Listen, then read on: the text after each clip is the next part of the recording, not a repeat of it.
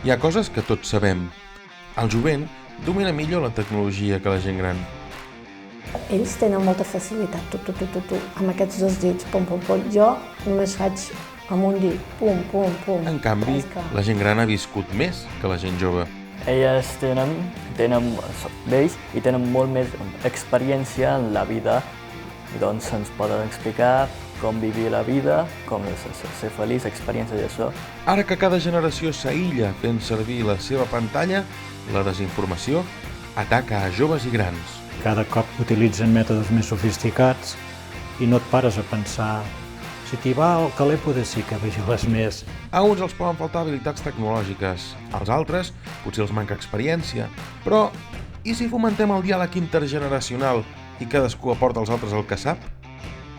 Podem aprendre moltíssim perquè per mi ho tenen tot tan clar.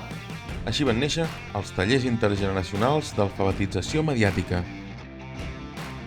Com funcionen? Sessió 1.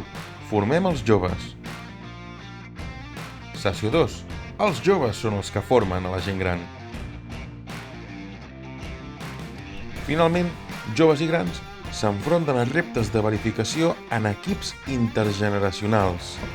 Has vist això de buscar la notícia aquí pel Google? I llavors aquí mires la foto i ja busques la informació.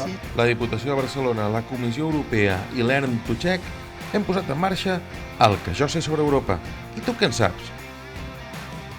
L'objectiu és combatre la desinformació, fomentar els valors democràtics europeus i ampliar el coneixement sobre la Unió Europea.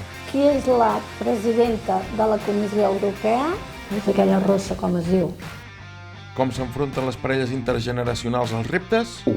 Llengües europees. Saps com es diu hola en totes les llengües oficials de la Unió Europea? Ell té curiositat per saber quin idioma és aquest. Aviam si és búlgar, perquè de vegades podem tenir una intuïció, però ho volem comprovar. Repte 2. Geolocalització. Pots descobrir en quina ciutat europea està feta aquesta fotografia? Això podria ser el mur de Berlín. Era el mur de la vergonya, que es deia, perquè, esclar, no podien passar. Fins i tot hi havia famílies que van estar dividides. Repte 3. Verificació. Contrasta aquestes informacions, fotografies i continguts de xarxes socials. Aquesta és falsa.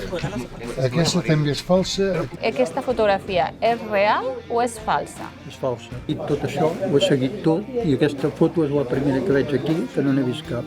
Si ens fixem aquí, hi ha una marca d'aigua. Això vol dir que ho han fet amb alguna intel·ligència artificial i també es pot veure la textura de l'imatge, com per exemple el nadó i les mans del bomber. La conclusió? Ben senzilla. Els problemes que ens amenacen a tots els resoldrem millor entre tots. Ha de sortir una nova generació que puguin arreglar coses. Jo amb el jovent hi tinc molta confiança, molta.